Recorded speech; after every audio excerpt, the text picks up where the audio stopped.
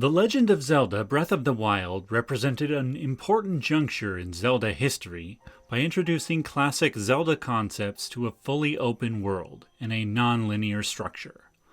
The result was a nearly pitch-perfect masterpiece of gaming design, but Nintendo did break several long-standing traditions of the Zelda franchise in doing so. While most of these were reimagined for the new format and distributed throughout the open world, a few classic concepts and items were put aside entirely. But now that Breath of the Wild has proven the efficacy of the new formula, Nintendo has the opportunity, in the form of a sequel, to reintegrate some of them back into the balance. Prime examples of usable Zelda features can be found in a game which was equally revolutionary in terms of its importance in the evolution of the series, Ocarina of Time. This game ushered Link into the newborn realm of three-dimensional gaming with a surprisingly mature vision and emotional flair. It has also aged extremely well, and several of its elements could still be effectively reintroduced in Tears of the Kingdom. I'm MeteorBolt, and these are the top 10 features from Ocarina of Time that I'd like to see in Tears of the Kingdom. Counting down from number 10, we'll start with a lesser-known item known as Bombchu. This self-propelling bomb can even crawl up walls and around corners.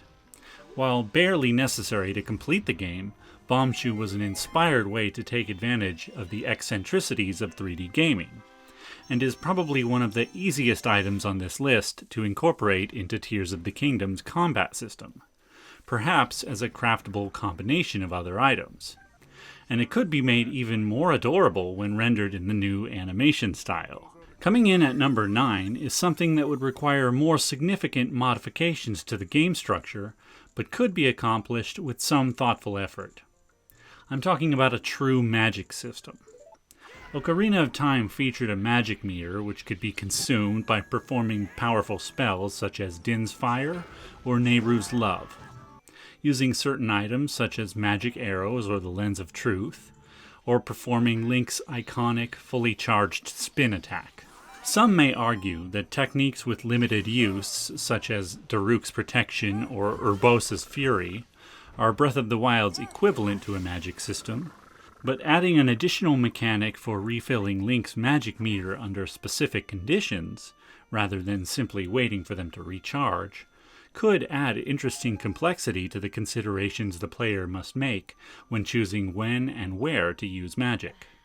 Now, while Breath of the Wild's combat system has plenty of complexity and variation, I did feel that it lacked anything that felt like a true one-to-one sword fight. Link has a bevy of combat abilities that his enemies lack, and therefore beating them is usually a matter of knowing the appropriate strategy to render their moveset ineffective. But what if Link were to face a truly worthy dueling opponent capable of going toe-to-toe with him? I can think of no better candidate than Dark Link. Dark Link was a mini-boss that the Hero of Time had to face in the Water Temple. A shadowy doppelganger of Link, Dark Link was able to copy many of Link's actions and would meet each sword strike with one of his own. While beating Dark Link mainly involved tenaciously attacking with the sword at different angles, modern AI programming could turn Dark Link into a dynamic opponent, capable of responding in kind to any tactic Link may adopt, forcing him to execute attacks perfectly and simply outmaneuver Dark Link to emerge victorious. Number 7 on my list is a realistic fishing system. While Breath of the Wild featured very good hunting and foraging systems, fishing basically involved jumping into the water and grabbing fish before they swam away, or throwing bombs into the water to immobilize entire groups of fish. Ocarina of Time, however, featured a fishing pond where the player could catch fish with a fishing rod that required its own unique control scheme in order to operate. This minigame was admittedly repetitive and potentially frustrating, but simply providing the player with a fishing rod to catch fish without having to jump in after them could add realism to the Tears of the Kingdom experience. And Nintendo could even add additional nuances to the fishing system to add depth and intrigue. This brings me to number 6 on my list, underwater exploration. Prior to the 3D era, Link was mostly relegated to swimming on the surface and diving briefly to grab invisible underwater treasures. But Ocarina of Time expanded on this by allowing Link to dive to gradually increasing depths, and even explore the water temple at the bottom of Lake Hylia with the aid of the iron boots and Zora's tunic. In fact, the complex and creative use of water mechanics to hide puzzle solutions made the Water Temple one of the most infamous dungeons in Zelda history. This is why it seemed so strange to me that for a game that opened up the world of Hyrule in so many new ways by removing restrictions, Breath of the Wild chose to add a limitation that hadn't previously been present. It seems quite fitting that Tears of the Kingdom should once again remove this barrier, especially with its emphasis on expanding the game environment on the vertical axis. And speaking of the vertical axis, is it possible Tears of the Kingdom will be expanding Hyrule down as well as up? Number 5 on my list is underground exploration. While the shrines in Breath of the Wild were technically underground, they were not areas to explore so much as they were miniature dungeons to solve, and they featured only one way in or out. Almost every Zelda game has featured various interconnected underground passages, Ocarina of Time being no exception. But Breath of the Wild was almost entirely lacking in this respect. It makes sense that Nintendo would naturally have discussed adding caves to bring more complexity to Hyrule, but I admit this would be a huge undertaking, as such cave systems would have to be either numerous or massive and sprawling in order to be really significant. And now we're into the real meaty stuff, folks. Things I truly lamented the absence of in Breath of the Wild. Number 4 is horror-themed areas. Breath of the Wild certainly featured certain enemies that were creepier than others, namely the skeletal or Stahl-type enemies that appear at night, but past Zelda games such as Ocarina of Time have often featured areas populated with an entire class of spooky enemies, including Poes, Floor Masters, Wall Masters, Bubbles, and the infamous zombie-like Redeads. These enemies not only presented interesting challenges, they also tended to evoke a genuine sense of trepidation and foreboding among many players, and quite frankly, no opponent in Breath of the Wild came close to inspiring that kind of gut-level emotion. And this may be bias talking, but in my eyes, Calamity Ganon himself doesn't hold a candle to Bongo Bongo in terms of primal aversion and dread, and not to mention musical ability. Which brings us to number 3 on our list, musical instruments.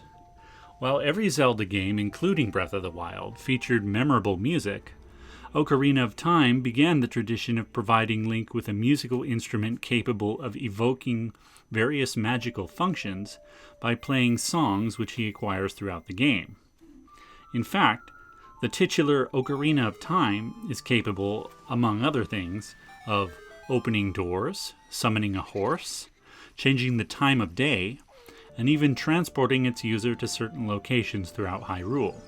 This elevated the music from a mere background element to a prominent gameplay mechanic, and made the player feel directly involved in the music as never before. And here we are at number 2, a sorely missed item for any Zelda fan worth their salt. It is quite possibly Link's most iconic piece of equipment other than the Master Sword, Hylian Shield, and trademark green tunic. The most important single item not featured in Breath of the Wild, the hookshot. Though it has sometimes gone by slightly different names, and even Ocarina of Time has an upgraded version known as the Longshot, a spring-loaded chain that sticks to distant objects and either pulls Link to them or vice versa, this item has a great effect on the way Link is able to move about the world, and became even more vital when Ocarina of Time brought it into 3 dimensions. Doubtless, it was left out because of the way Breath of the Wild's paraglider changed the way the player experiences Hyrule. But I believe it may make more sense in Tears of the Kingdom, since it would function as yet another tool to help Link reach greater heights, especially if it could be deployed in mid-air, like the bow, and could even be assigned a special bow slot, in the same way the Master Sword has its own weapon slot. And now, finally, at long last, the number one item from Ocarina of Time that I'd like to see in Tears of the Kingdom is empty bottles. Okay, I admit it. If it weren't for my personal sentimental attachment to them, empty bottles would probably be close to the bottom of this list. But they have become a staple of Zelda, ever since sometime prior to Ocarina of Time. And there are 4 bottles in the game, and the quests necessary to acquire them were all different and all memorable. And each one of them was very much loved, as they were the only way to hold key items such as potions and fairies, which can revive Link instantly upon death. The 4th bottle was especially well hidden and took a lot of work to obtain, yet it still felt like a worthwhile reward. Now, on the face of it, empty bottles don't make a lot of sense, after Breath of the Wild apparently gave Link the ability to conjure out of thin air the vessels necessary to contain any food dish or potion he brews. But I do feel they could still be incorporated if they were presented as magical bottles, capable of containing special items that could not otherwise be transported, such as special types of water, volatile substances, or even spirits, just as the Hero of Time used them to transport Pose. And there you have it. I'm MeteorBolt, and this has been my top 10 things from Ocarina of Time that I'd like to see in Tears of the Kingdom. If you enjoyed this video, please give it a like and leave a comment to let me know if you agreed or disagreed with my top 10. And if you'd like to see more videos like this in the future, please subscribe to my channel. Thank you for watching. MeteorBolt has struck.